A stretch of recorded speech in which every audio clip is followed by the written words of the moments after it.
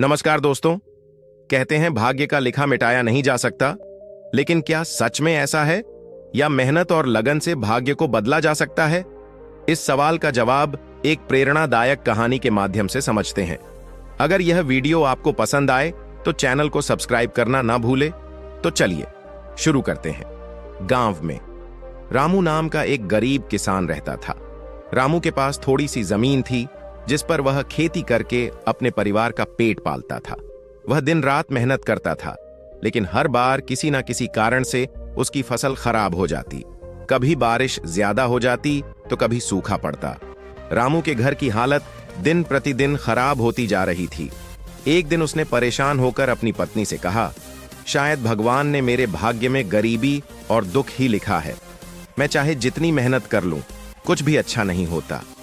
उसकी पत्नी सावित्री बहुत समझदार थी। उसने रामू को समझाया, भाग्य और मेहनत एक सिक्के के दो पहलू हैं। भाग्य तुम्हारे हाथ में नहीं है, लेकिन मेहनत तुम्हारे नियंत्रण में है। हार मत मानो, हो सकता है हमारी मेहनत से भाग्य भी बदल जाए। रामू ने अपनी पत्नी की बातों को दिल से लगाया और ठान लिया कि वह हार नहीं मानेगा। कुछ समय बाद एक साधु गांव में आए। उन्होंने रामू को बुलाया और कहा, बेटा, तुम्हारा भाग्य कमजोर है, लेकिन मैं तुम्हें एक रास्ता दिखा सकता हूं। पहाड़ के दूसरी ओर एक गुफा है जहां भाग्य का देवता रहता है। जाओ और उससे अपने भाग्य के बारे में पूछो। रामू ने निश्चय किया कि वह भाग्य के देवता से अपने सवाल का जवाब जरूर मांगेगा। रामू ने अपनी यात्रा शुरू की। रास्ते में वह जंगल से गुजरा जहां एक बीमार शेर मिला।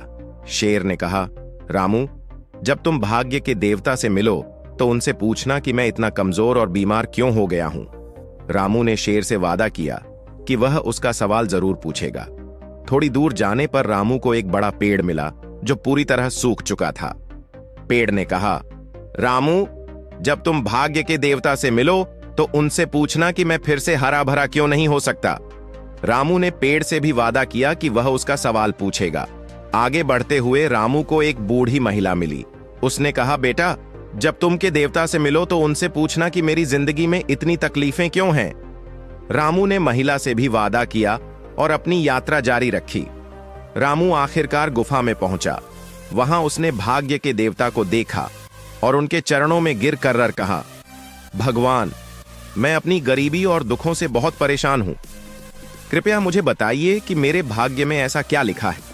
भाग्य के देवता मुस्कुराए और बोले, रामू, तुम्हारे भाग्य में संघर्ष और कठिनाइयां लिखी हैं, लेकिन इन्हीं के माध्यम से तुम्हें सफलता मिलेगी। मेहनत और धैर्य से तुम अपना भाग्य बदल सकते हो। रामू ने देवता से शेर, पेड़ और बूढ़ी महिला के सवाल भी पूछे। भाग्य के देवता ने जवाब दिया, शेर को कहो कि वह एक इंसान को खाकर अपनी शक्ति वापस पा सकता है।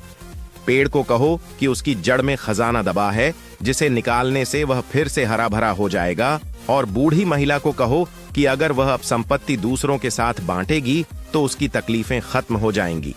रामू भाग्य के देवता के जवाबों को लेकर लौटने लगा। सबसे पहले वह शेर के पास पहुंचा।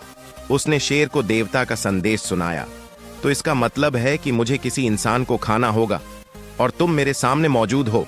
रामू डर गया, लेकिन तभी उसने सोचा, अगर मैं शेर का भोजन बन जाऊंगा तो मेरी मेहनत का क्या होगा, मेरी यात्रा का क्या मतलब रह जाएगा। शेर भाई, अगर तुम मुझे खा लोगे तो तुम्हें एक बार के लिए ही शक्ति मिलेगी, लेकिन अगर तुम मुझे छोड़ दोगे तो मैं पेड़ के पास जाकर तुम्हारे लिए कुछ और उपाय निकाल सकता हूं। रामू फिर पेड़ के पास पहुंचा और उसे भाग्य के देवता का जवाब बताया। पेड़ की जड़ों से खजाना निकला।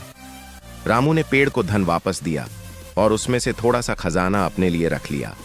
फिर रामू बूढ़ी महिला के पास पहुंचा। उसने महिला को देवता का संदेश सुनाया। महिला ने अपनी संपत्ति को जरूरतमंदों में बांटना शुरू किया, जिससे उसकी तकलीफें कम हो गईं। रामू ने अपने हिस्से का खजाना लिया और अपनी जमीन पर बेहतर खेती करने के लिए उसका इस्तेमाल किया।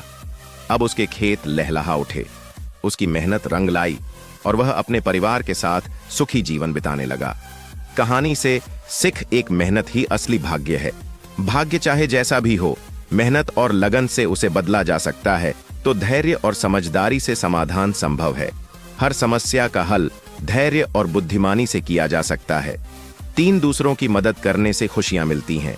अपने पास जो कुछ है उसे दूसरों के साथ साझा करने से जीवन की परेशानियां कम होती हैं। भाग्य का खेल केवल एक भ्रम है।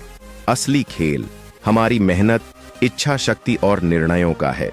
इस कहानी से हमें यह प्रेरणा मिलती है कि भाग्य का लिखा मिटाने के लिए हमें खुद पर विश्वास और सही दिशा में प्रयास करना चाहिए।